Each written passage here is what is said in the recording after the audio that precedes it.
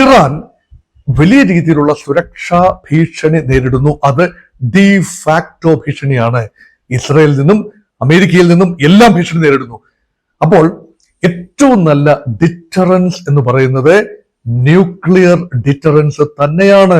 ആണവ പ്രതിരോധം, അതായത് ആക്രമിക്കാൻ വേണ്ടിയല്ല, മറിച്ച് മറ്റൊരു രാജ്യത്തിന്റെ ആക്രമണം പ്രതിരോധിക്കാനുള്ള ഏറ്റവും നല്ല നിലപാടാണ് ന്യൂക്ലിയർ ഡിറ്ററൻസ്. ഇന്ത്യ ആക്രമണ വിധേയമാകാതെ നിൽക്കുന്നതിന്റെ, ചൈനീസ് ഓർ പാകിസ്ഥാനി വൻതോതിലുള്ള ആക്രമണം ഉണ്ടാകാത്തതിന്റെ കാരണം പ്രധാനമായും ന്യൂക്ലിയർ ഡോക്ട്രിനാണ്, ന്യൂക്ലിയർ ഡിറ്ററൻസ് ആണ്.